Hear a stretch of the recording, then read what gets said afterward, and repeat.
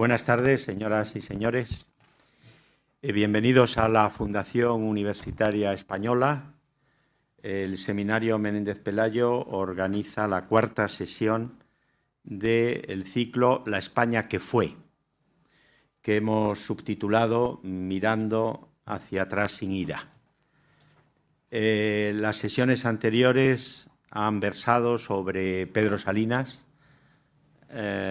sobre Manuel Azaña y sobre Américo Castro y Miguel Delibes.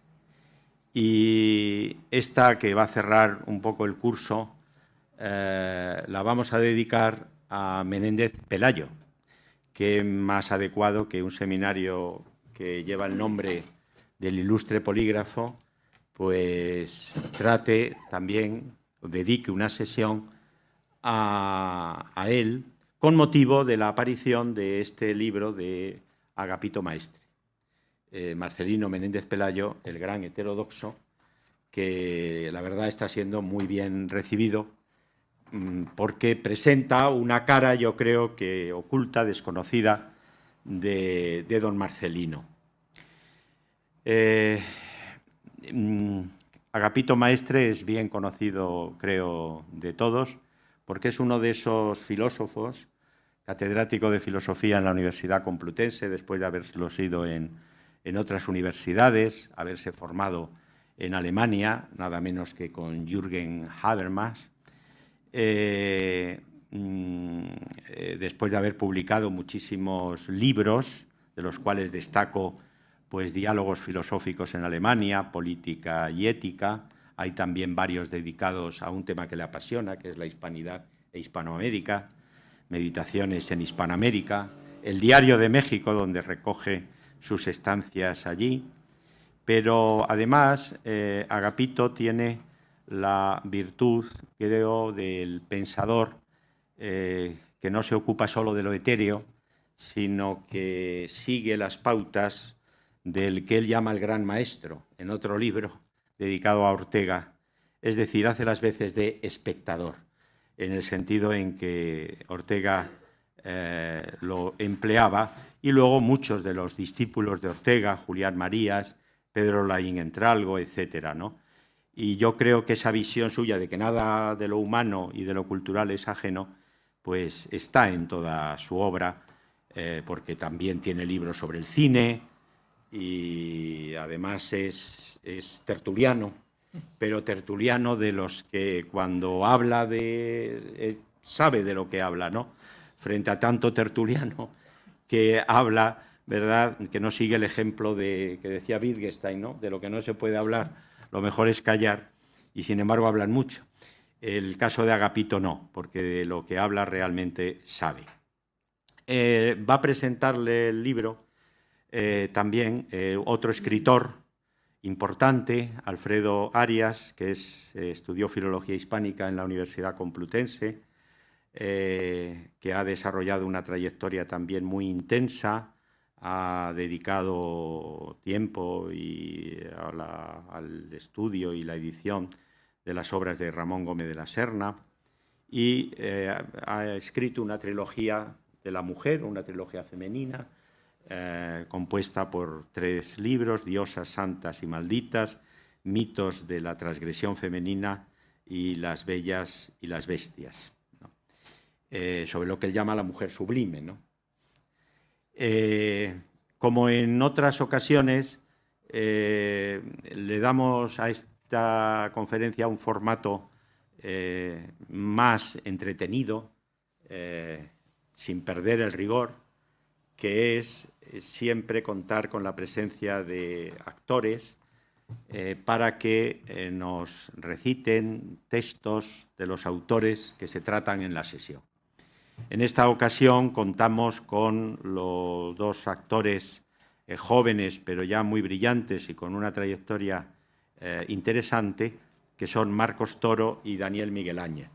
Marcos Toro pues, ha trabajado ya en distintos medios, ha trabajado en la televisión, con series como La que se avecina, ha trabajado en teatro, pues por recordar los últimos trabajos suyos, con Ernesto Arias, Los entremeses de Cervantes, con Paco Vidal hizo El Valle de los Cautivos, con Ana Zamora un espléndido trabajo en Nise, La Inés de Castro de Jerónimo Bermúdez, ha hecho mucho teatro infantil, con José Palacios, y es un actor muy vinculado al Teatro de la Abadía y la escuela de actores que allí se ha formado con José Luis Gómez.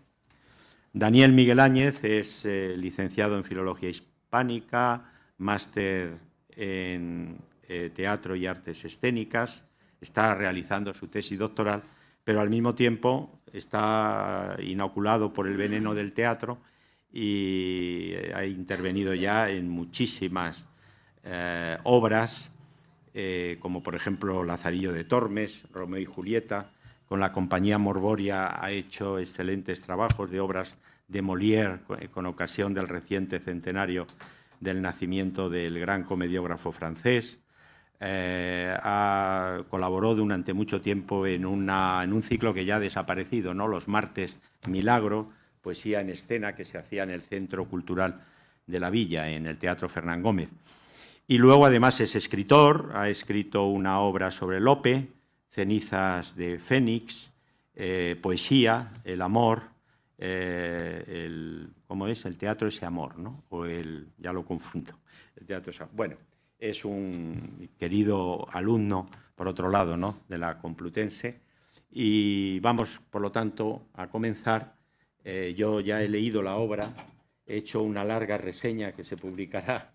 No quiero aquí, naturalmente, leerla porque creo que quien tiene que hablar del libro es Alfredo Arias. Cuando quieras, dale ahí. Buenas tardes. Venimos a presentar este libro. Marcelino Menéndez Pelayo, el gran heterodoxo, Seriegón, Atlantis Ediciones, tenemos ya los sellos. 2022, de Agapito Maestre. 220 páginas, con dos tipos de canales, el verbal, la escritura y la ilustración. Pues son ilustraciones de Manuel Prior, del pintor Manuel Prior. Tiene dos partes, 22 capítulos, prólogo y epílogo, dos bibliografías de y sobre don Marcelino y 220 páginas. Ya ven que el número 2, de modo cabal o casi cabalístico, se impone en el resultado final, quizá porque el 2 es la cifra del diálogo, del debate. Como no leíron ni la mitad de los alrededor de 100 volúmenes, incluido epistolario, ni la mitad de la mitad de la mitad, que componen las obras completas de nuestro gran polígrafo, la modestia y la humildad me obligan a ser lo más sencillo posible en las notas y reflexiones que van a nutrir esta presentación de la que se me ha hecho el exorbitante honor de interpretar y que pienso hacer de la mejor manera posible. Lo primero, por irme un poco por las ramas a un concierto miedo de entrar al trapo, era la alusión a ese mirando hacia atrás sin ira, que recuerda, claro, es la obra teatral y cinematográfica representativa del movimiento de los Angry Young Men, los jóvenes airados, y del free cinema británico de la segunda mitad de los años 50. Despertador de la crítica social ante un ambiente frío, deshumanizado, mediocre, reaccionando contra él. Esta obra emblemática fue Look Back in Anger, mirando hacia atrás con ira, del dramaturgo John Osborne, 1956, llevado al cine por Tony Richardson 2 años más tarde. Este título, como frase hecha, transita por uno de los 3 temas de rock urbano de Lodger, el último disco de la trilogía alemana de David Bowie, el 79, con precisamente ese lema, Look Back in Anger, una revisión en el vídeo del mito de Dorian Gray. Y algo más semejante al subtítulo de esta velada, Don't Look Back in Anger, del grupo Oasis en el 96. Pero aunque miremos hacia atrás sin ira, para mí es un honor estar siempre vinculado a cualquier aventura de Agapito Maestre, que también tiene 2 partes, como su libro. La de Senex templado, transmisor de sabiduría, y la de joven airado, a su manera, contra la bobería, la bellaquería y la mediocridad de estos tiempos. Por eso me honra encontrarme hoy aquí, y por si fuera poco, con el ilustre don Javier Huerta, también colaborador del canal Res Hispánica, del que el señor Maestre tiene mucho que ver. Pero no vamos a quedarnos tan cerquita, en aquellos años de la Nouvelle Vague y del rock primitivo. Nos vemos obligados a acercarnos al primer cuarto del siglo II, al culmen de la historiografía latina, que son los Anales de Tácito, donde encontramos en su primero de esos libros aquella confesión de que pensaba tratar de los hechos de Tiberio, Calígula, Claudio y Nerón sin ira y sin afición, o en latín, sin ira et studio. Y es con esa frase por la que vamos a colarnos ya en los derroteros de Menéndez Pelayo, ya que en su discurso preliminar a su Historia de los heterodoxos españoles, en 1880, con 24 años, postulaba aquello de, cito, «Deme Dios sobre todo luz en el entendimiento y mansa firmeza en la voluntad, y enderece y guíe mi pluma para narrar sin ira et studio la triste historia del error entre las gentes peninsulares. Haga él que esta historia sirva de edificación y de provecho, y no de escándalo, al pueblo cristiano». Aquí vemos, cierro la cita, aquí vemos a un garante de la ortodoxia, Eliza contra el error, contra la heterodoxia. Pero es que en el epílogo del 82 insiste sobre el tema, y es donde está su célebre arenga. Cito, «España, evangelizadora de la mitad del orbe, España, martillo de herejes, luz de Trento, espada de Roma, cuna de San Ignacio. Esa es nuestra grandeza y nuestra unidad. No tenemos otra. El día en que acabe de perderse, España volverá al cantonalismo de los arébacos y de los betones, o de los reyes de taifas. A ese término vamos caminando más o menos apresuradamente, y ciego será quien no lo vea». Cierro cita. Qué cosas más raras decía este hombre. Pero ¿saben qué pasa en el interior de ese paréntesis? El tiempo y la inteligencia. Y el autobloqueo de ese sin afición. Porque en la segunda parte de Sin ira et studio se le cae a don Marcelino. ¿Por qué? Especialmente por el abate Marchena. El ser que más podría estar en sus antípodas y con el que más simpatías forja. En el 6º tomo, si no recuerdo mal. Algo que aparece en este libro, en la página 201, 202, otra vez el 2, y que es para mí la madre del Cordero. Con ella también concluye la película Pensamiento insurrecto, con don Agapito como protagonista, de Gonzalo García Pelayo, y por algo será. Y ya cito este gran momento. Hablando de Marchena, don Marcelino. Comenzó en Sevilla los estudios eclesiásticos, pero sin pasar de las órdenes menores. Aprendió maravillosamente la lengua latina y luego se dedicó al francés, leyendo la mayor parte de los libros impíos que en tan gran número abortó aquel siglo, y que circulaban en gran copia entre los estudiantes de la metrópoli andaluza, aún entre los teólogos. ¿Quién le inició en tales misterios? No se sabe.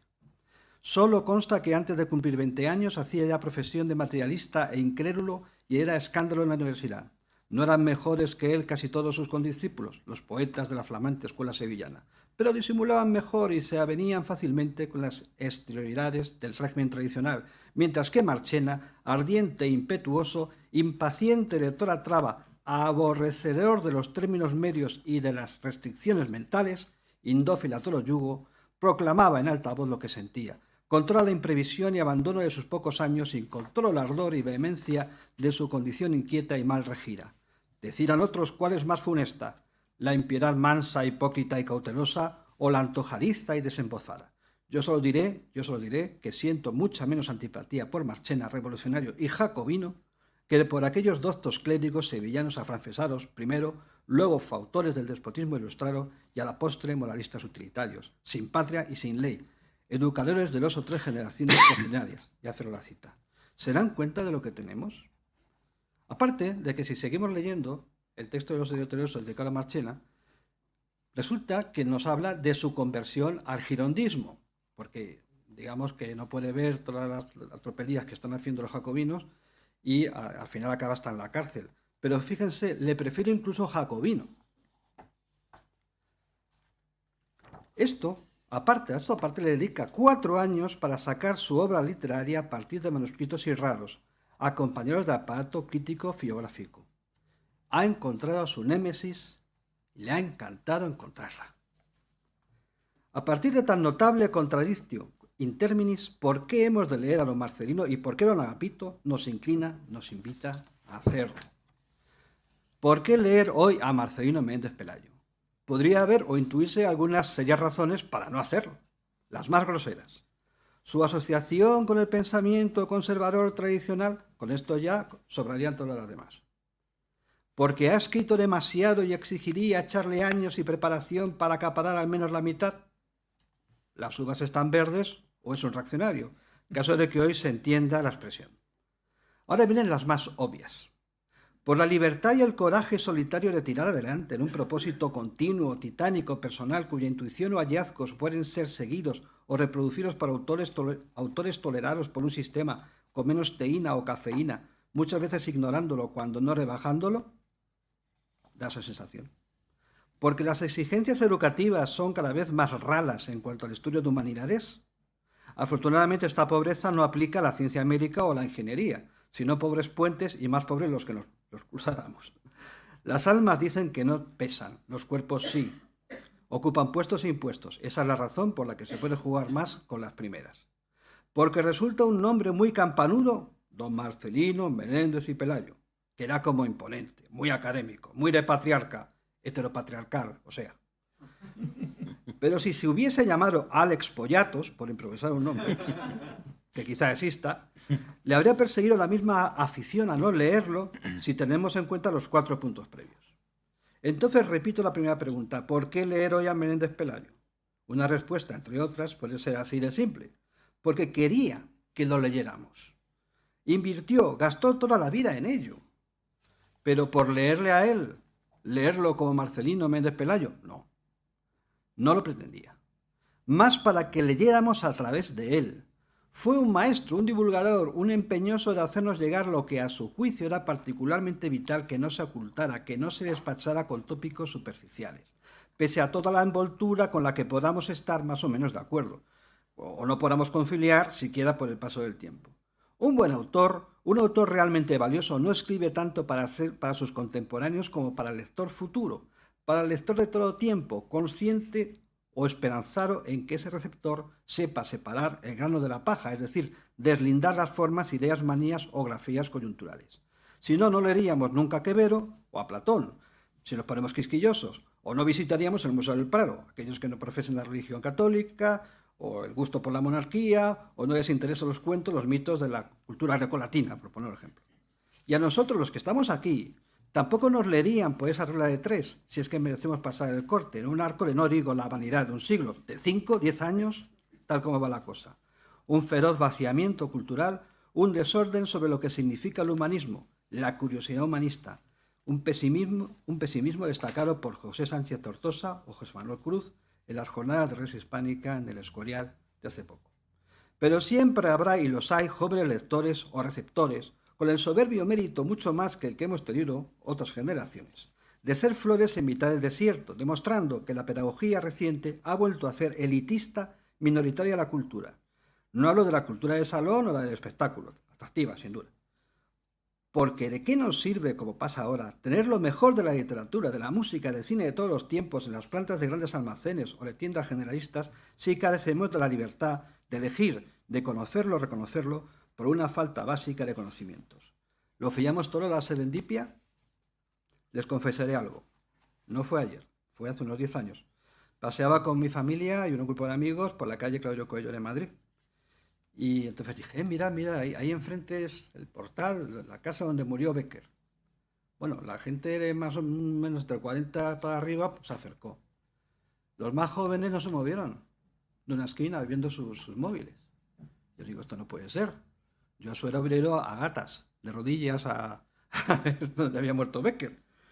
Pero claro, después de la primera indignación me di cuenta, es que no lo conocen, no lo han leído.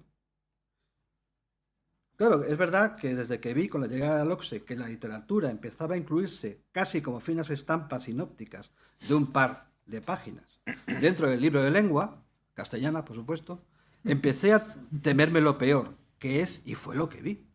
A lo sumo me dijo una amiga óptica, las pupilas no son azules, es una tontería. Los iris son los que tienen color, las pupilas son negras, son agujeros. ¿Es verdad? Bueno, quizá es que la rima, la métrica, pues no podía poner iris, sino pupila, don Gustavo Adolfo. Pero hoy sí quería decir que efectivamente la pupila era azul. Él entendía que efectivamente la pupila es un conducto, por eso le clava la mirada en su pupila. Pero ¿por qué la chica no puede tener una pupila azul? ¿Se imaginan un iris azul y una pupila azul? Creo que podríamos explicar a las nuevas generaciones, al traerles que eso es como algo de ciencia ficción, ¿no? Pero qué pena que no podamos llegar a Novalis, para quien bastante antes que Rubén, lo azul es el color de lo poético, esa flor azul buscada en la inacabada Enrique Dofterdingen, de 1802. No es que no se lea a Menéndez Pelayo, no se lee a Bécquer, y hay que confiar en un buen y vocacional maestro letra herido que sepa explicarles que no importa que el siglo XIX les suene o huele a algo mohoso, porque sencillamente para la cultura el tiempo no es un obstáculo, sino un camino. Vamos ya con este libro, que sobre todo me parece un excelente camuflaje para tiempos de lectura veloz. ¿Por qué es atractivo? Bueno, vean la portada, con esta ilustración de Manuel Prior, así como un poco ecologista, verde, alegría, es fácil de manejar, tiene ilustraciones, tiene ganchos de novelista. Por ejemplo, los 3 o 4 primeros capítulos parecen el título de novela, sin ir más lejos. Luego, Agapito Maestre escribe con amenidad, inteligencia y pasión, que es lo que encuentran en la obra de Marcelino Méndez Pelayo y nosotros también. Se trata de una charla que transcurre con un personaje que algunos creíamos que no existía, que es el odontólogo, el brujo de Villaizán. Pero también hay otro personaje que aparece en el libro que luego mencionaré, creo que también está en esta sala. Bueno, sí es un ensayo, pero tiene un dinamismo también de novela, de narrativa. Por supuesto que nos va a recomendar los libros señeros de don Marcelino Méndez Pelayo. La historia de los españoles, la historia de las ideas estéticas en España, la antología de los poetas líricos castellanos, etc., etc. Pero algo más. Yo creo que este libro, en realidad, hace las veces de WinZip. Es un compresor de archivos. Contiene las puertas, las llaves a toda la producción de esos 100 libros de don Marcelino Méndez Pelayo, lo cual no es poco. Es el WinZip MMP, o también un GPS marca AM, porque obviamente es un GPS comentado, porque ¿para qué vamos a ir a alguna parte si no sabemos a dónde vamos o por dónde nos movemos? Por ejemplo, queremos saber la opinión o el rechazo de don Marcelino a la leyenda negra antes de Juderías. Bueno, pues Agapito nos dice, miren los heterodoxos, la ciencia española, la historia de las ideas estéticas en España. Ahí está, ahí lo van a encontrar. Hablando del último, qué jugosa es la invitación a los comentarios de los diálogos del amor del león hebreo, o la influencia de la herencia neoplatónica a través de ello, o los tratadistas musicales del barroco, que Menéndez Pelayo parte de la excelsa biblioteca del Barbieri, un señor que compone zarzuelas. Pero volvamos a la clave del asunto.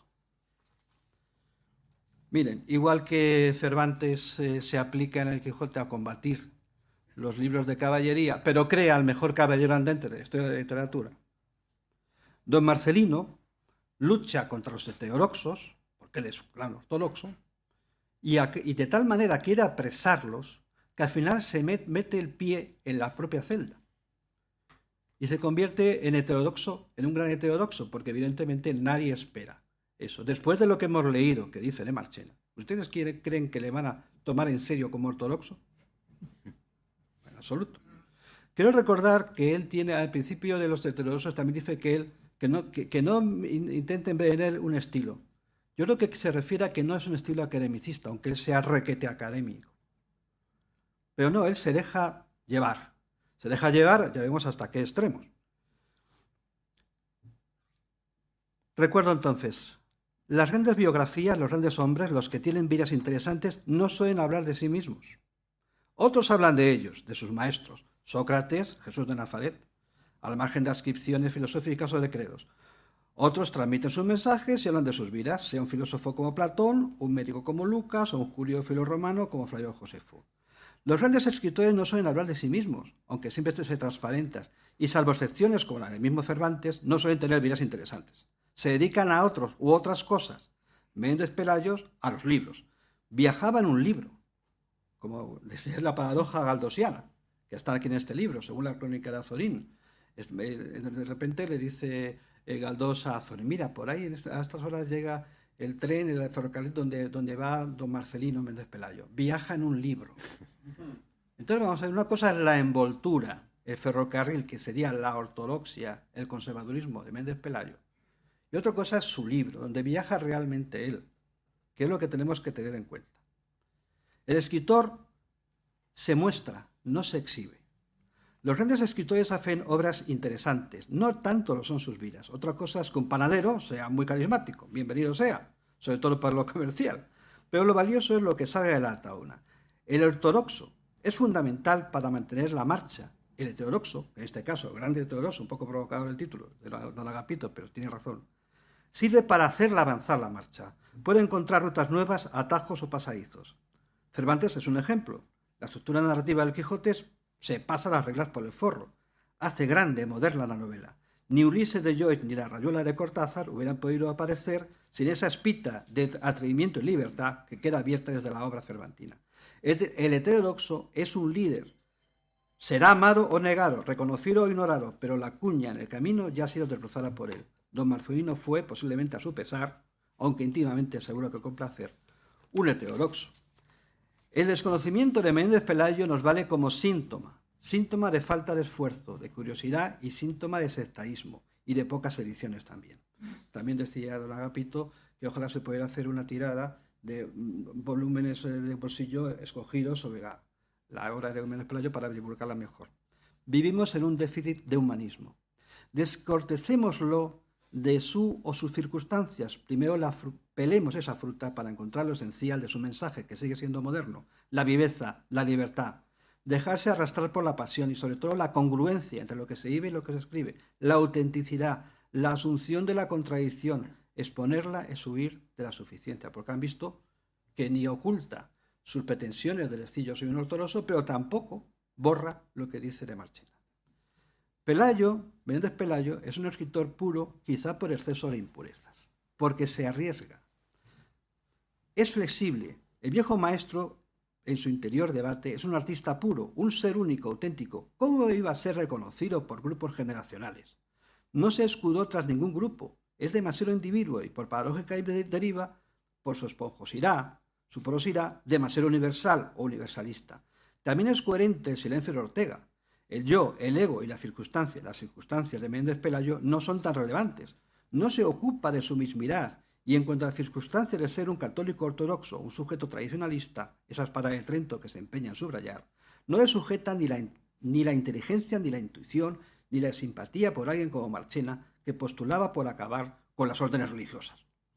Su razón vital fue la cultura, y si queremos un catolicismo que se concreta, en su caso, es en su raíz etimológica de universalidad, de catolicidad, de lo que también se habló en la jornada del Encuentro de la Raza Hispánica, como actitud y mentalidad universal, tal como resumió Emilio Ramón Mandado.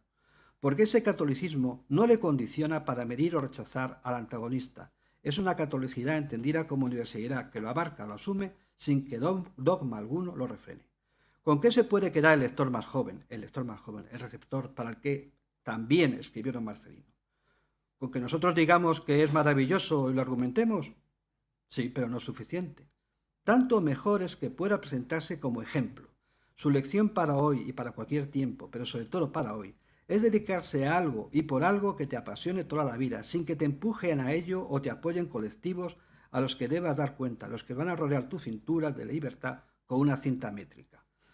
Para que no te desunzas jamás de las nuevas ortodoxias. Que sea tu impulso el que te dirija, aunque corres el riesgo de ser rechazado, o alabado y luego ignorado, o manejado o tergiversado tu legado. Que sea lo que te salga del alma o de las vísceras, de adentro, porque aunque la edad vaya avanzando y corroyéndote poco a poco tus radicales libres, siempre tendrás otro capítulo que sumar, que añadir. Eso es primavera, es juventud, o un otoño que se parece a la primavera, porque hay días así, pero sabia. ¿Qué necesitas? ¿Qué se exige para eso? Probablemente dosis inmensas de sacrificio, de soledad, de cargar con el rechazo. ¿Quién no va a preferir eso? Se puede elegir eso cuando no puedes evitarlo, cuando realmente eso no te importe lo suficiente como para pararte. Esa inaudita perversión contracorriente es la que propondría, siguiendo el caso, el síntoma o el síndrome de Menéndez Pelayo a los jóvenes de ahora.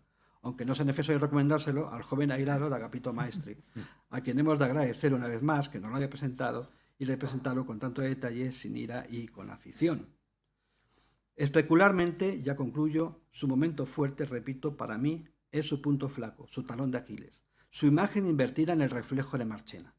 Tanto querer apresar y al final mete el pie en la misma prisión.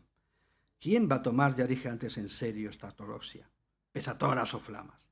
El régimen, pues Clarín, el procrausista, cuya regenta fue el Polo Elvira, era tan amigo de don Marcelino, que recuperaron en la educación del régimen de Franco.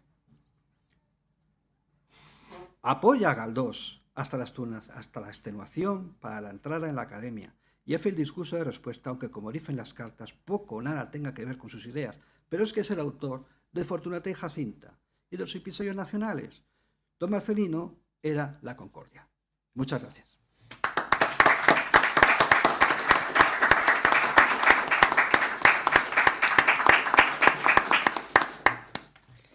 Bien, pues muchas gracias, Alfredo. Muchas gracias por yo creo que muy amena presentación e invitación a la lectura del libro, ¿no? Antes no lo he comentado, pero yo creo que se ha deducido también del propio discurso de Alfredo que Agapito es un hombre de mucho humor. Como se nota en la radio, te nota riendo constantemente. A ver, ¿no? ¿Qué vas a hacer? Y ese humor se trasluce también en el libro. Y yo creo que es muy necesario para meterse en la piel de don Marcelino. Venga. Buenas tardes, muchas gracias Javier, muchas gracias Alfredo por esta presentación tan amable, tan cariñosa, tan espectacular, y muchas gracias a todos vosotros o a todos ustedes por haber venido, especialmente incluso a un gran amigo que estudió conmigo y que hacía muchos años que no lo veía, que viene ni más ni menos que del Estado Libre Asociado de Puerto Rico, que es Paco, que aunque está ahí escondido en la mascarilla, lo estoy viendo y me da mucha alegría. Antes tenías mucho pelo y ahora pues fíjate cómo estamos, y yo todo blanco. También, es decir, lo primero a ustedes, por venir a las 7 de la tarde a escuchar una charleta sobre don Marcelino Menéndez Pelayo. También agradecer a la casa, a la institución, pues que me invite a presentar este libro. He tenido mucha suerte con este libro porque casi todos los especialistas que se dedican a don Marcelino Menéndez Pelayo pues me han invitado también. Incluso tengo que ir a Santander y estoy muy agradecido, ¿no? Igual he hecho algo mal, ¿eh? O sea, no penséis que igual he hecho algo mal porque mi libro, el Gran Maestro, dedicado a Ortega, igual que el libro dedicado a don Ángel Herrera Oria, pues bueno, un poco decía Iñaki Ezquerra en una página que me dedicó en su periódico, que yo me dedicaba a rescatar, pues de algún modo, a gente fracasada. No su obra, no, ni don Ángel Herrera, ni Ortega, ni don Marcelino Menéndez Pelayo, nadie puede hablar, ningún especialista va a hablar que son fracasados subjetivamente. Hablo del fracaso colectivo, del fracaso social de una sociedad que ha sido incapaz de ver a estos grandes personajes. En el caso de don Marcelino, yo creo que es más grave todavía. Yo he estado en un curso en la Universidad Complutense, ya en el último curso de carrera, y he preguntado que si alguien había leído a don Marcelino Menéndez Pelayo, no hace mucho, hace 3 años, y todo un curso de más de 40 alumnos, nadie sabía quién era don Marcelino Menéndez Pelayo. Es decir, que no creo que la presentación que ha hecho Alfredo y la reflexión tan importante que ha hecho Alfredo, la meditación, es para tomárnosla a risa. Es decir, es una cosa muy seria. Es decir, en estos momentos, don Marcelino Menéndez Pelayo, Ortega tampoco, Herrera no son nadie. Es decir, pues Marcelino Menéndez Pelayo es una estación de metro que aparece aquí reflejada. Herrera Oria pues es una avenida también, y Ortega y Gasset pues una calle antes lista, ¿no? Entonces, bueno, decía que no había tenido yo suerte con el libro de Ortega, nunca había ido a la Fundación Ortega, entonces debía hacer algo muy bien, ¿no? A veces las fundaciones pues tienden a eso, a ocultar al personaje, a ocultar.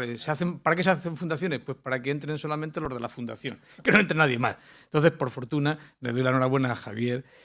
También tengo que agradecer aquí, en esta casa, se han editado obras muy importantes, todo el epistolario. Entonces, quiero recordar a Mancio Lavandeira Fernández y a otros personajes que han hecho una obra sensacional por divulgar a don Marcelino. Pero el problema no es, en el caso de don Marcelino, la divulgación, también lo es, ¿no? Hay algo más grave, y aquí ya empiezo a hablar. Yo no les voy a desentrañar mi libro, porque lo que quiero es que, bueno, pues estimularlos a ustedes para que lo compren y lo lean, sobre todo para que lo compren, ¿no? Y que algo me dé el editor, ¿no? Entonces, sí, voy a empezar por las cosas más sencillas, que para mí son las más complicadas. Digo las más complicadas porque, en principio, estoy haciendo una obra de teatro sobre este libro, merced al estímulo de don Javier Huertas, que me dijo, mira, tenemos que leer, hacer una una tensión dramática y tal. Yo no lo entendí, soy un poco torpe. Y la verdad es que pues, me puse allí y hice, bueno, pues un texto larguísimo, muy largo y tal, ¿no? Pues yo aparecía aquí como diciendo, pues yo soy Menéndez Pelayo y les voy a dar la palabra. Bueno, a Javier yo le mandé aquello y dice, oye, esto está muy bien, pero esto es muy largo, los actores no se lo van a aprender, no tenemos tiempo. Luego hice otro borrador, bueno, al final Javier, con muy buen sentido, me dijo, vente, hablamos aquí, que alguien hable de tu libro, yo también, y lo presentamos. Entonces, esto es el contexto, esto es la circunstancia, porque los filósofos españoles pues tenemos la circunstancia. Otros tienen la Weltanschauung, coño, pues para allá, para los alemanes la Weltanschauung. Nosotros tenemos la circunstancia. Entonces, la circunstancia de este libro pues realmente es un poco penosa. ¿Cuál es la circunstancia? Pues yo empecé a leer, después de hacer el libro sobre Ortega, yo leía sistemáticamente a Menéndez Pelayo, desde hace muchos años. Pues yo leía a Menéndez Pelayo por aquí, a Menéndez Pelayo por allá. Tengo obras de hace 20 años donde cito a Menéndez Pelayo, donde comento. Pero había una cosa que a mí en don Marcelino siempre me había apasionado, que era pues que me lo pasaba muy bien leyendo a don Marcelino, cualquier obra. Y a veces abría la historia de los heterodoxos por cualquier sitio y me lo pasaba estupendamente. La historia de las ideas estéticas, me lo pasaba estupendamente. Pero bueno, llegó un momento en que dije, pues voy a leer sistemáticamente a don Marcelino. Yo lo leía también desde la óptica de la filosofía política, fundamentalmente, pues hombre, en todo este libro, pues qué duda cabe, en el prólogo y en muchos capítulos, pues en fin, pues no puedo negar pues que yo soy teórico de la política. Y entonces lo que me iba dando cuenta es que había una ideología en torno a don Marcelino Menéndez Pelayo, una ideología muy bien, muy trabada. Cuando digo ideología, es decir, falsedades, engaños, mentiras, pero todo eso estaba muy bien trabado a lo largo de los... Pues desde que muere don Marcelino, desde 1912. De 1912 hasta el 36, pues don Marcelino es alguien pues prácticamente que pasa desapercibido. Es decir, lo cual es una cosa que esta ideología no es de ahora, ¿eh? No es de que en el año 38 a don Pedro Sainz Rodríguez, al que tanto le debe la cultura española, por haber proseguido los estudios de la mística española de don Marcelino, que a mi juicio es una de las cosas más grandiosas que uno puede leer, es el discurso de don Marcelino en la entrada a la Real Academia de la Lengua sobre la poesía mística española. Pocas cosas han escrito tan grandiosas como esa. Un texto también muy juvenil, cuando digo juvenil, es un texto ya de madurez, y poca gente, yo creo que don Pedro Sainz Rodríguez, que lo que hizo es seguir esa obra, a través de su gran maestro, que fue el gran discípulo de don Marcelino, Bonilla y San Martín, que por desgracia también Bonilla y San Martín muere muy joven, un hombre espectacular, porque también el que lea a Bonilla y San Martín observará que muy poca gente ha escrito tan bien como Bonilla y San Martín, y muy poca gente ha escrito tan bien como Menéndez Pelayo. Esto es lo primero que a mí me atrae de la obra de don Marcelino. Es decir, don Marcelino es un creador, no es un erudito al uso, es Burckhardt, pues toda esa generación, el propio Nietzsche, en muchas cosas no le llegan a don Marcelino, a la labor creativa de don Marcelino. Don Marcelino es un creador, es un artista. Es decir, yo digo en el libro, intento justificarlo, intento dar razones, que no hay placer más grande en la vida que leer a don Marcelino. Yo a mí me gustaría tener todo el tiempo del mundo para estar leyéndolo permanentemente y releyéndolo. Es decir, y eso es la gran literatura. Pues que un libro pueda ser releído, pues eso es literatura. Todo lo demás son cuentos. Entonces, pues yo leía, como les decía antes, perdonen que les cuente un poco mi vida, decía este hombre, citando a Bacon, pues decía Kant, una gran mentira, de no visis silemus, de nosotros mismos callemos. No. El filósofo español tiene que hablar de sí mismo. ¿Por qué no vamos a hablar de sí mismo? Claro, el caso de Kant, pues es un idealista, dice eso, de nosotros mismos callemos, pero en la otra página le dedica el libro al jefe de la policía del Estado prusiano. Coño, eso es un poco raro, ¿no? Es decir, los filósofos tenemos que hablar de nuestra circunstancia. Y la circunstancia en la que yo leo a don Marcelino, pues es que a mí nadie me ha enseñado a don Marcelino nunca. He pasado por una universidad y, bueno, quizás en las clases de historia de la filosofía española, pues estudiaba algo, pero era alguien que estaba ahí, ¿no? Se había creado, ya digo, toda una ideología para cuestionar la obra de don Marcelino. Ya digo que esto no es una cosa que en el año 1938, en Burgos, don Pedro Sainz Rodríguez, se le ocurra, cuando lo nombra Franco ministro de Educación Nacional, que es sustituido por el de Instrucción Pública, y se inventa, el propio don Pedro Sainz Rodríguez lo cuenta muy bien, y yo en este libro lo recojo en un momento, en un capítulo importante. Este libro, todos los capítulos para mí son muy importantes, pues lo convierte en una gloria nacional del bando franquista. Y eso lo reconoce así, dice, yo lo he hecho así. Entonces, bueno, creo que eso no le hizo mucho bien a don Marcelino, y la edición normal que tenemos, que salió en el Consejo Superior de Investigaciones Científicas, es decir, que por ahí, pero no es únicamente don Pedro Sainz Rodríguez el que empieza a crear una ideología, no, es más bien una de las, por así decir, uno de los meandros de ese mar horrible, o ese río que camina, ese río que fluye con aguas muy sucias, que empieza ya en 1912, cuando muere muy joven don Marcelino. Entre 12 y el 36 hay un silencio casi sepulcral en España sobre don Marcelino. Sí, se habla, se dicen cosas, eso se le reconoce, es un tipo genial, pero todavía nos queda el eco de lo que había dicho Juan Valera. Gracias a don Marcelino, los españoles nos conocemos. Esta es la gran verdad. O sea, Valera, que es el hombre más ilustrado del 19,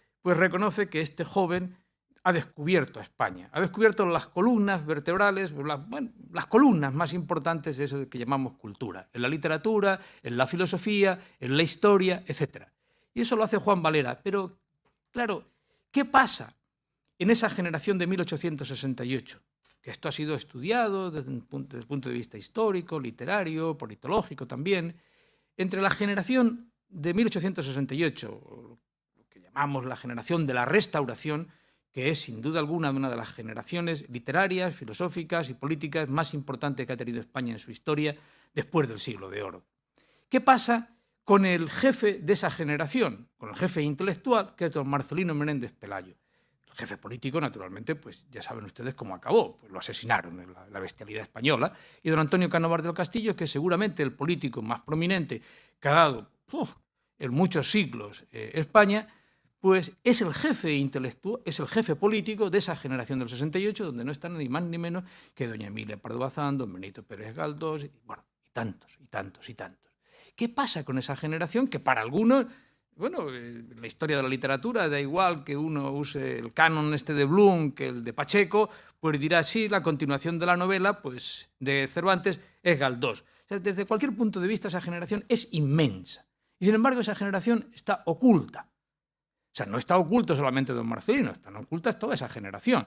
Y claro, digo que esa ideología se va elaborando de modo, muchas veces, no digo que haya una conspiración contra esa generación universal para no leerlos, no, sino simplemente que vienen otras generaciones, la del 98, que casi todos los del 98 le deben algo a don Marcelino, algunos le deben la cátedra, ¿no?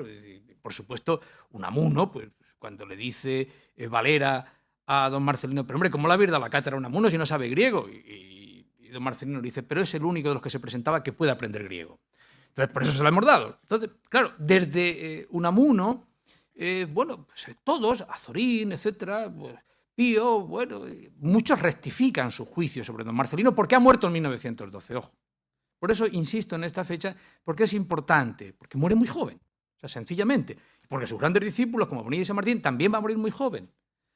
Y después algunos van a seguir su obra. Pues, hombre, no hay nadie en la historia de la literatura ni en la historia de la filosofía española importante que no conozca su obra. De hecho, va a ser una generación posterior a la del 98, a la del 14 y a la del 27 quien lo va a rescatar.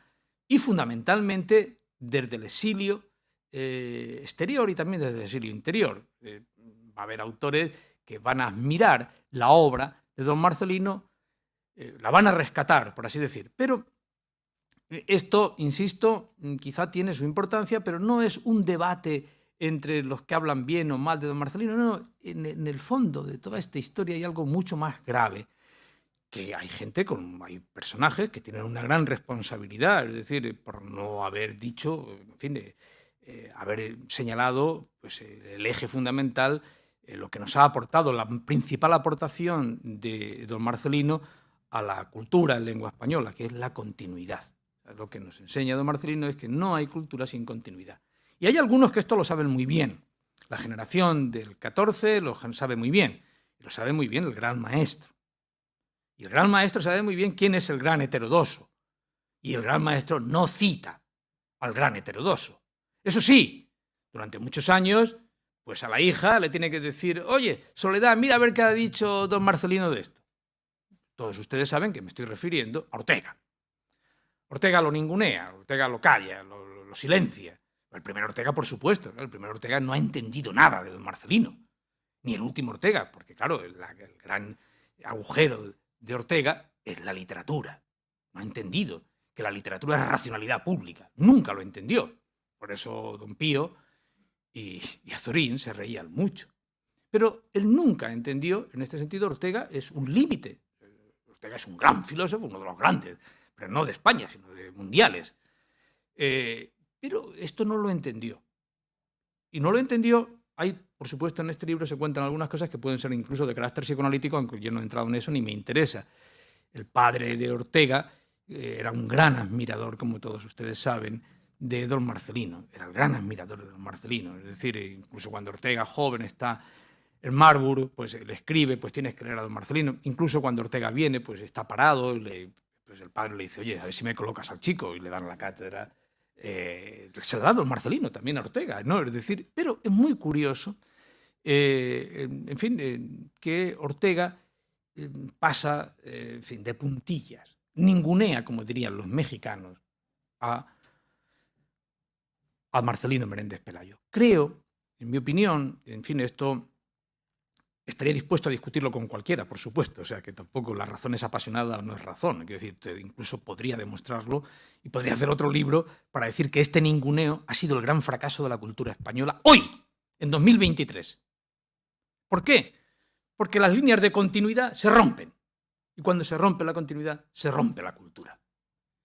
Bueno, la tesis más dura que hay en este libro, a lo largo de este libro, que recorre este libro, es esta que les acabo de decir a ustedes como el que no quiere la cosa. Que la cultura española, la cultura hispánica, la cultura hispanoamericana, la cultura en lengua española, está rota, seguramente porque no ha habido continuidad. Ojo, alrededor de estos dos grandes personajes hay muchos otros grandes personajes. Incluso en el exilio y en el franquismo. Grandes personajes que no se entienden sin el intento, uno de los que intentó crear una línea de continuidad en la etapa, ya en los años 50, en los años 40, cuando escribe España como problema, es don Pedro Lenin Entralgo. Pero hay muchos otros, Dionisio Ridruejo, muchos otros. Es decir, que simplemente señalo aquí, les doy a ustedes unas pequeñas puntadas para decir cuál es el problema fundamental que este libro trata de exhibir debajo de las formas. Es decir, esto es un libro que formalmente, yo agradezco mucho a Alfredo, pues es una novela, es un ensayo, y el ensayo pues participa, es un género pues centauro, tiene una parte, un cuerpo de una mujer bellísima y otra parte de una obra de investigación. Y de hecho, tengo que agradecer al brujo de Villeizán, a mi amigo el odontólogo Ángel Cidas Vicario, que en un momento dado, cuando yo estaba más perdido haciendo esta obra, cuando tenía papeles, fichas de haber estudiado durante 8 años de modo sistemático, pues ¿qué hago yo? ¿Qué libro intento hacer? ¿Cómo presento esto? Pues viene el bueno dice, oye, es que me voy de vacaciones, me voy a mi pueblo, dime qué tengo que leer. Y entonces yo empiezo a aconsejarle obras que se dirían menores, pero que son en realidad mayores. Pues lee el discurso de entrada en la academia de de la contestación que le da don Marcelino, en fin, obras que son en realidad, como dice Alfredo en una reseña que hizo muy bonita, es decir, no entramos al mar sino por las orillas, entramos por las orillas.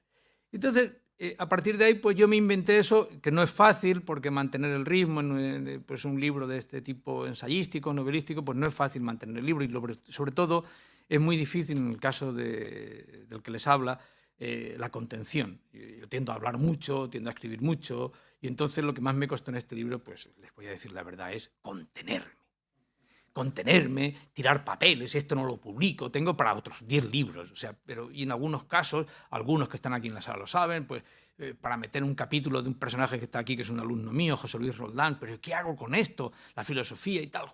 Coño, pues voy a meterlo de José Luis al final y quito pues todo un capítulo dedicado a la gran obra de Eugenio d'Ors sobre la filosofía de Menéndez Pelayo, que es una obra grandiosa, yo creo que uno de los mejores filósofos que ha tenido este país, que sigue teniendo, aunque nadie lo lee, pues es don Eugenio d'Ors. Don Eugenio d'Ors ha sido uno de los que mejores ha entendido toda la obra de don Marcelino, ¿no?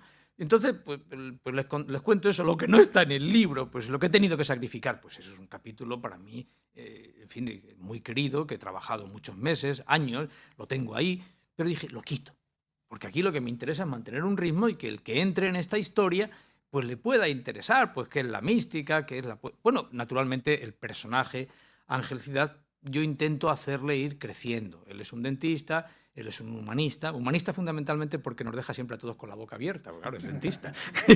No crean que es por otra cosa. Bueno, sí, es un hombre muy inteligente, es un hombre muy sabio, muy simpático, es un tipo muy serio, es decir, es de la Escuela de Medicina de don Gregorio Marañón. Sabe.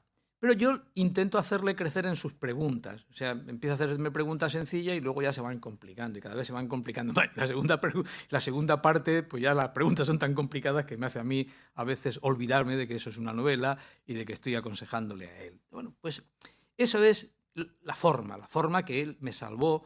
Mi amigo Ángel de ese verano realmente me salvó, yo me puse a escribir y luego, pues, por supuesto, me salvaron también otros amigos que hablaban conmigo y tal, y que les daba capítulos. Pues aquí está Jorge, en fin, no voy a citar a mucha más gente, el propio Alfredo, pues cómo no le voy a deber a Alfredo que lee al final toda la obra y me la corrige incluso, pues naturalmente. Entonces, la forma es complicada, es muy complicada, para mí es muy complicada porque mantener el estilo narrativo, pues me parece muy difícil, y a su vez el estilo, vamos, con la narración, pues van los conceptos. Entonces, ¿cómo vas metiendo un concepto? Solamente nos vale el ensayo. Es verdad que al fin y al cabo, pues lo que tengo como punto de referencia es al propio don Marcelino y la propia obra de Ortega, y toda nuestra tradición intelectual, la filosofía en lengua española en ese sentido, pues es grandiosa. Pues, al lado de la alemana, pues la alemana no es nada,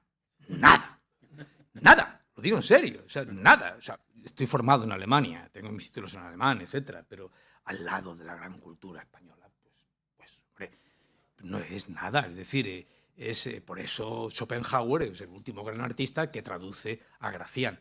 Lo digo en serio, o sea, no piensen ustedes textos complejos de inferioridad, no. Y ahí el gran maestro, pues sin duda alguna, es Ortega, pero antes que Ortega es don Marcelino. Con muy buen criterio ha dicho Alfredo que la obra de don Marcelino, nadie piense cuando uno va a la obra de don Marcelino, ¡ay, qué tochos voy a leer! No. La obra de don Marcelino está creciendo permanentemente. La obra de don Marcelino está rectificándose permanentemente. Él los pone en las notas a pie de página. Por eso es portentoso, es decir, por eso es una obra grandiosa. Pero, naturalmente, en eso la forma pues está en el pensamiento en lengua española. En nuestra poesía pues es filosofía. Bueno, hay los capítulos de don Marcelino dedicados a la mística son fundamentales. Él llega a decir en un momento dado, hombre, pobre Lainez al lado de Fray Luis de León. Lean a Fray Luis de León y verán que está la metafísica, los composibilitas. Es una cosa genial. Los capítulos de la mística de don Marcelino.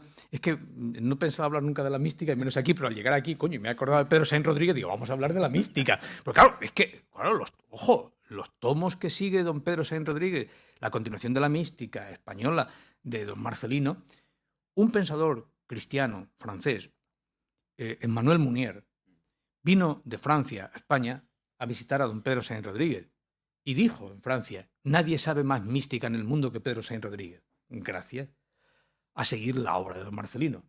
Por supuesto, Perónse Rodríguez muestra también él mismo cómo vence a Marcel Bataillon. Por ejemplo, claro, la obra de Marcel Bataillon, la gran obra del Erasmismo en España, lo único que pretende Marcel Bataillon es reírse. Bueno, reírse no. Hacer una crítica a la historia de los heterodoxos. Hacer una crítica, sobre todo, al texto fundamental, a la tesis fundamental de don Marcelino, que no puede hacerlo. La tesis fundamental de don Marcelino es que España no es una tesis, es una conjetura. Pero bueno, la voy a presentar como tesis.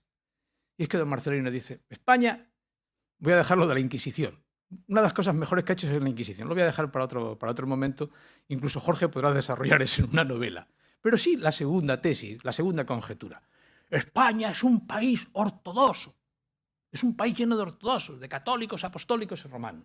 Don Marcelino se está riendo de todos nosotros, como ha demostrado muy bien Alfredo, al decir, oye, ¿y cómo tratas también entonces al abate Marchena?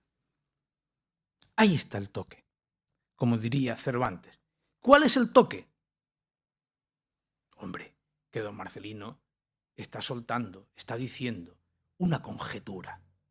E inmediatamente su propia obra es toda una refutación de esa conjetura. Es Popper en estado puro, lo que estoy explicando aquí.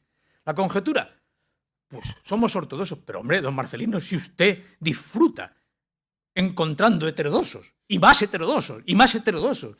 Las cartas entre Cánovas del Castillo y don Marcelino son geniales. Don Antonio le dice, don Marcelino, he encontrado, creo, un heterodoxo, mírelo usted y tal. Y entonces el otro, genial, es un genio, este tío es un genio, es un heterodoxo.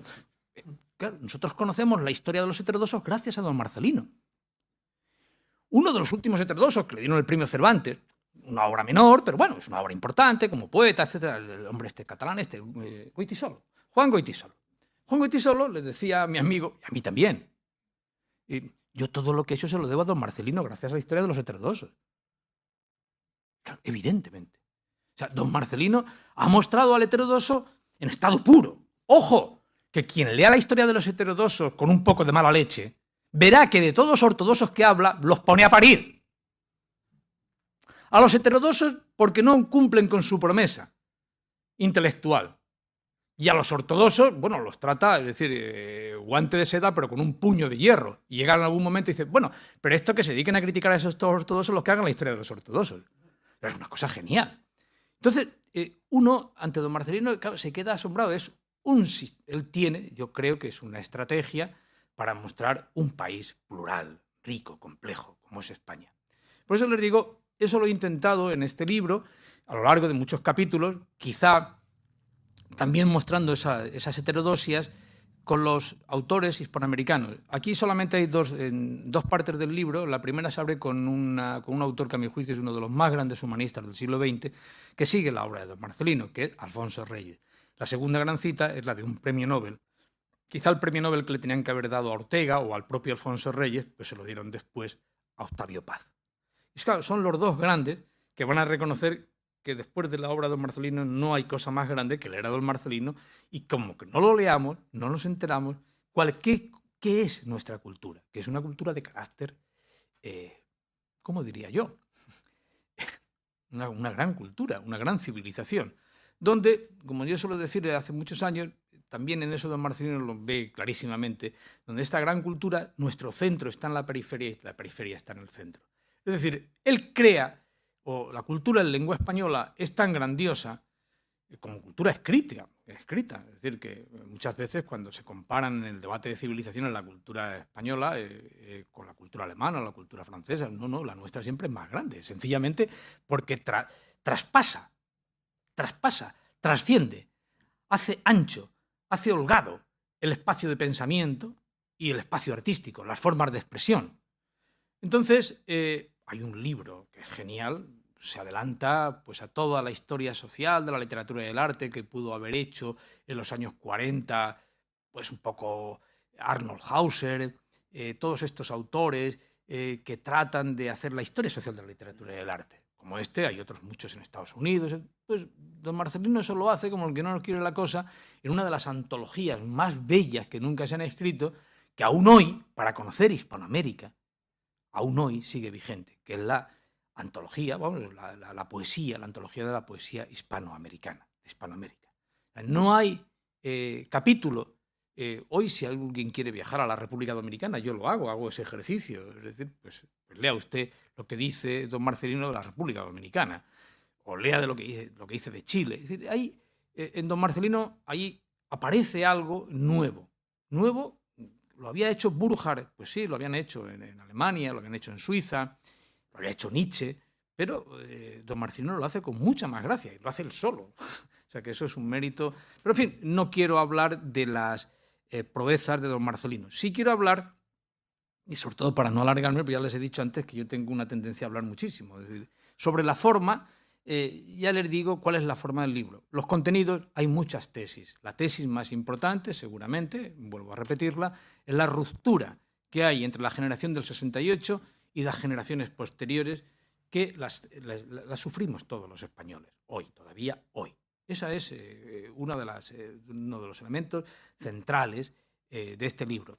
Naturalmente, eso está servido con un elemento estético, un elemento emocional a lo largo de todo el libro, con capítulos muy diferentes.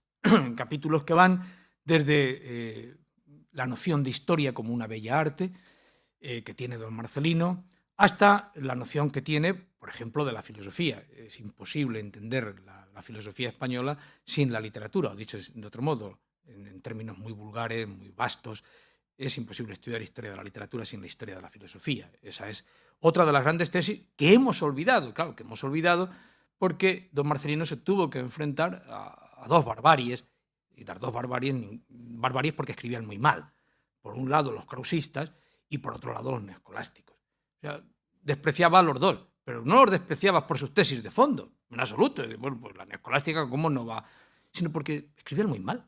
Sencillamente, escribían muy mal.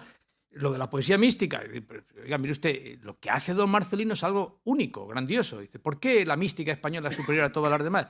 Porque el castellano lo admite, como el latín y el griego. Claro, y eso es grandioso. En fin, es que miro el reloj, tengo muchas ganas de decir muchas cosas, pero casi después, sí, con 5 minutos que me da, pues yo creo que me sobran, me gustaría sintetizar algunas cosas muy sencillitas. Es el maestro del mundo cultural hispanoamericano, don Marcelino. Mientras que no leamos a don Marcelino, ojo, esto los autores hispanoamericanos yo creo que lo han visto mucho mejor que los españoles. Los españoles también somos hispanoamericanos, desde 1492, que cuando alguien dice, bueno, España no, España es un país más de Hispanoamérica, ni más ni menos. Seguramente a veces con más defectos que cualquier país hispanoamericano en términos culturales, o sea, que no nos pasemos. Estaba el otro día en una tertulia del lunes, bueno, es que claro, a lo mejor es que damos muchos premios, ¿no? Y, ¿cómo va a haber premios? Y decía García, yo es que no conozco la literatura mexicana. Digo, normal, tiene 120 millones de habitantes, ¿y quién conoce eso? Pues es un continente, ¿eh? O Chile, lo que sea. Es decir, nuestra cultura es muy variada, muy compleja, y han sido los hispanoamericanos, seguramente, los que mejor han tratado a don Marcelino, a los hispanoamericanos de las Indias occidentales, ¿no? Cuenta una cosa que me contó, pues a mi juicio, uno de los grandes ensayistas, filósofos vivos, que es don Gabriel Zaid, lo que le sucedió en París con Emilio Uranga. Uranga era un gran filósofo formado en la escuela de José Gaos, y estaba en París y leía mucho a don Marcelino Menéndez Pelayo. Y Gabriel Zaid pues era más joven, 20 años más joven que él, iba a visitarlo, y un día le dijo, y con esto me gustaría terminar esta historia, me gustaría con el tópico, con el ideológico, va don Gabriel y le dice, pero hombre, Emilio, ¿qué hace usted leyendo a ese reaccionario? Y Emilio Uranga le dice, usted es un imbécil, salga de la habitación. Emilio Uranga es el que fundó el PRI, que duró no sé cuántos años en el poder. O sea, fíjense quién era Emilio Uranga. Salga usted de aquí, usted es un imbécil, usted no sabe con quién está hablando. Usted no sabe quién es don Marcelino. Eso me lo contó Gabriel Zaid, que luego lo ha contado él hace un año o dos, cuando ya estaba el libro saliendo, lo vi en una revista, ¿no? Gabriel Zaid es uno de los grandes, uno de los grandes ensayistas, ingeniero, etcétera, poeta. Y este es uno de los que ha reconocido el poder que tiene Marcelino Menéndez Pelayo. Su poder fundamental es que es un artista y que ha creado las bases de lo que es la cultura en lengua española. Don Marcelino, además, era un buen hombre. Eso lo reconocen hasta sus adversarios, sus enemigos, etcétera. Se hacía amigo de todos. O sea, hay textos que son maravillosos, por ejemplo, el de la ciencia española, pues es el texto último, la que él dice, bueno, yo no he querido molestar a nadie, es decir, yo tenía 19 años o 20, y era una cosa que hacía Nebenbay, que dicen los alemanes, de paso, ¿no? Y pues, coño, si estáis diciendo que no tenemos nada, pues os voy a hacer aquí unos catálogos bibliográficos, que por cierto, Gabriel Zaile dice, bueno, eso es el antecedente de Google, o sea, ya se había nadie, bueno, se había adelantado a todos. Yo cuando hablo con los de clásica, tengo algún amigo, Emilio Crespo Hueves, que me dice, la bibliografía latina que hizo don Marcelino aún no ha sido superada. Nadie lo ha podido superar. ¿De acuerdo? Y hay otros amigos de clásicas que me dicen, lo malo es que no metió a Alfonso X el Sabio entre los heterodoxos. Entonces, nos encontramos con gente que apasionados, ¿no? Y una de las muestras de que este hombre lo que amaba era la inteligencia, es decir, amaba a los heterodoxos tanto como a los ortodoxos, la prueba es que él llevó en un momento muy delicado, las academias estaban superdirigidas, bueno, pues yo creo que igual que ahora, pero en fin, llevó a la Academia de la Lengua a don Benito Pérez Galdós, por el cual él sentía uno de los mayores amores, estando los dos en posiciones aparentemente, ideológicamente, aparentemente distintas, luchó como nadie por llevar a Galdós a la Academia. Con esto quiero terminar porque nuestros actores, Marcos y Daniel, van a hacernos una representación o una lectura del intercambio epistolar que llevó a cabo don Marcelino con otras figuras, Juan Valera, etcétera, para llevar a la Academia a don Benito Pérez Galdós. Sin más, pues espero que algunas pizcas de lo que he dicho tenga algún sentido y que les lleve a ustedes a comprar el libro, que vale 18 euros. Muchas gracias.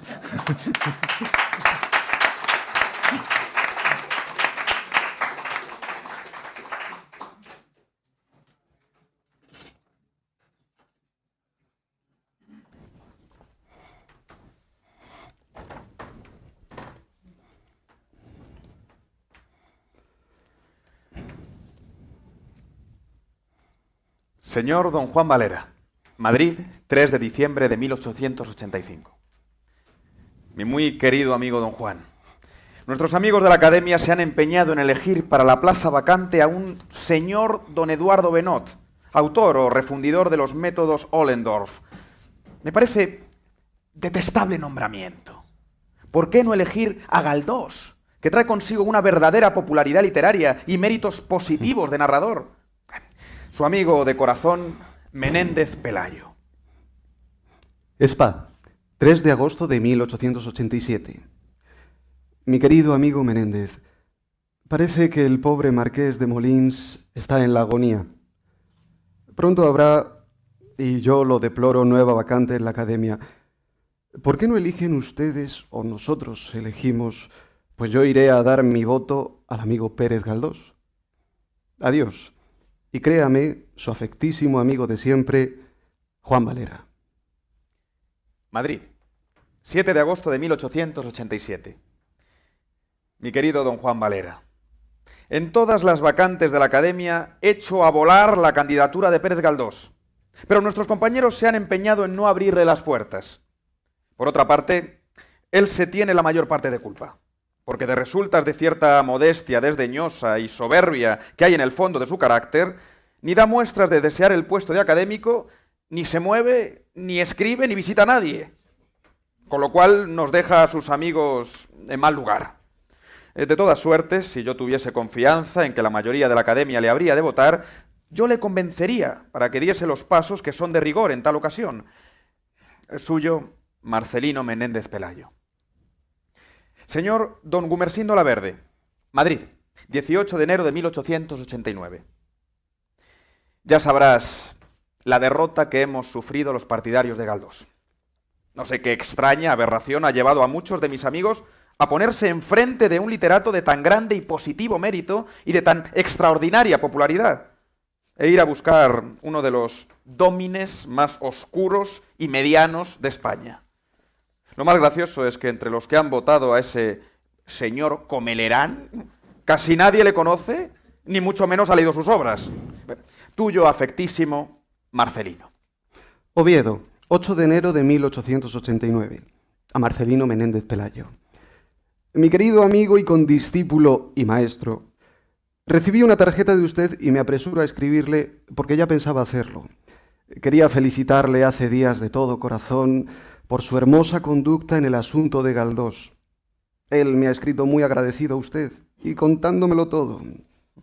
Sé, pues, lo que pasó en la academia, que Catalina se atrevió a discutir con usted, etcétera, etcétera. Pocas veces me he indignado tanto como al saber esto último y he comprendido el quijotismo en su pureza más quijotesca. Pues si me hubiera encontrado a ese Catalina en la calle después de leer la carta de Galdós, le hubiera insultado de fijo. Su apasionado admirador y amigo que le quiere mucho, Leopoldo Alas Clarín. Don José María de Pereda, 15 de marzo de 1892. Carísimo don José, esta noche es el estreno del drama de Galdós. Será un acontecimiento.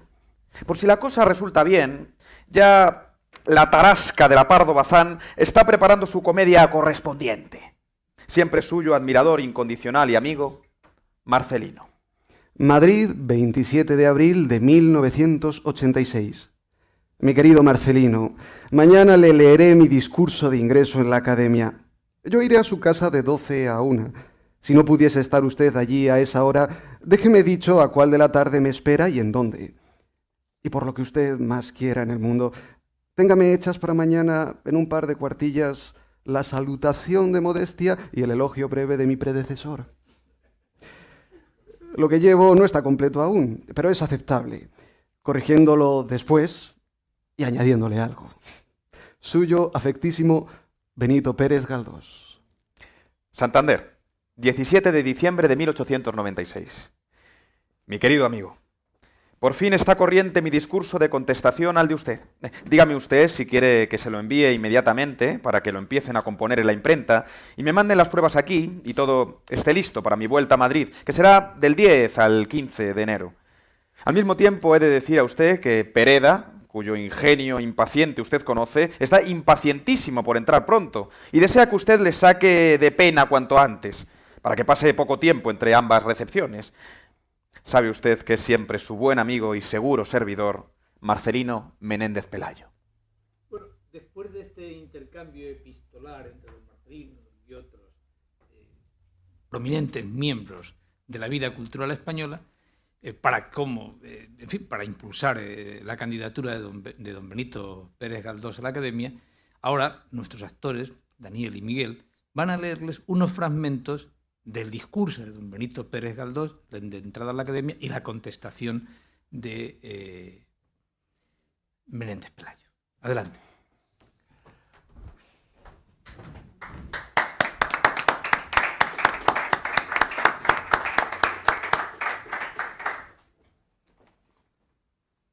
Señores académicos, cuantos recibieron aquí honores semejantes a los que os dignáis tributarme en esta solemnidad, habrán de fijo sentido menos turbación que yo ante el deber de disertar sobre un tema literario digno de vosotros y de esta ilustre casa.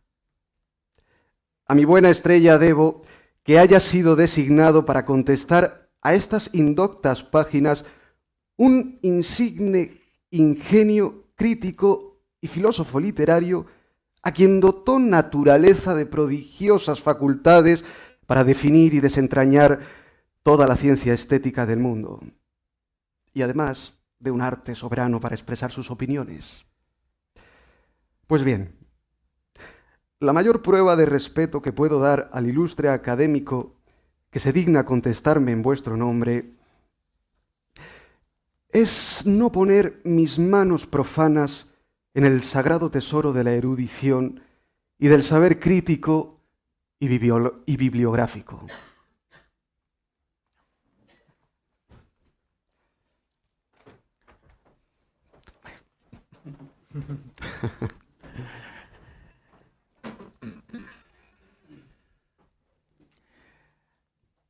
Más de 23 años hace, tuve la honra de estrechar relaciones de amistad con el fecundísimo y original novelista, cuya entrada en nuestro gremio festeja hoy la Real Academia Española. Desde entonces, a pesar del transcurso del tiempo, que suele enfriar todos los efectos humanos, y a pesar de nuestra pública y notoria discordancia en puntos muy esenciales, y a pesar, en fin, de los muy diversos rumbos que hemos seguido en las tareas literarias, nuestra amistad, como cimentada en roca viva, ha resistido a todos los accidentes que pudieran contrariarla, y ni una sola nube la ha empañado hasta el presente. Imposible es hablar en este momento de otra cosa que no sean los libros y la persona del señor Pérez Galdós, artífice valiente de un monumento que quizás, después de la comedia humana de Balzac, no tenga rival en lo copioso y en lo vario, entre cuantos ha levantado el genio de la novela en nuestro siglo. En la primera serie de los episodios nacionales, el entusiasmo nacional se sobrepone a cualquier otro impulso o tendencia. En estas obras, cuyo sentido general es altamente educativo y sano, no se enseña a odiar al enemigo, ni se aviva el rescoldo de pasiones ya casi extinguidas, ni se adula aquel triste género de infatuación patriótica que nuestros vecinos, sin duda por no ser los que menos adolecen de tal defecto, han bautizado con el nombre especial de chauvinismo. Pero tampoco se predica un absurdo y estéril cosmopolitismo, sino que se exalta y vigoriza la conciencia nacional y se la templa para nuevos conflictos, que ojalá no sobrevengan nunca. Son los episodios nacionales una de las más afortunadas creaciones de la literatura española en nuestro siglo. Un éxito sinceramente popular los ha coronado. Han penetrado en los hogares más aristocráticos y en los más humildes, en las escuelas y en los talleres. Ha enseñado verdadera historia a muchos que no la sabían. No han hecho daño a nadie. Y han dado honesto recreo a todos. Y han educado a la juventud en el culto de la patria. Novelas como Gloria o La familia de León Roche no fueron juzgadas en su momento en cuanto a su valor artístico. Fueron exaltadas o maldecidas con igual furor y encarnizamiento por los que andaban metidos en la batalla de ideas de que aquellos libros eran el asunto. Yo mismo, en los hervores de mi juventud, los ataqué con violenta saña, sin que por eso mi íntima amistad con el señor Galdós sufriese la menor quiebra. Fortunata y Jacinta es un libro que da ilusión de la vida. Tan completamente estudiados están los personajes y el medio ambiente. Todo es vulgar en aquella fábula, menos el sentimiento. Y sin embargo, hay algo de épico en el conjunto, por gracia en parte de la manera franca y valiente del narrador, pero todavía más de su peregrina aptitud para sorprender el íntimo sentido e interpretar las ocultas relaciones de las cosas, levantándolas de este modo a una región más poética y luminosa. Pocos novelistas de Europa igualan a Galdós en lo trascendental de las concepciones y ninguno le supera en riqueza de inventiva. Su fecundidad es signo de fuerza creadora y solo por la fuerza se triunfa en literatura como en todas partes. He hecho.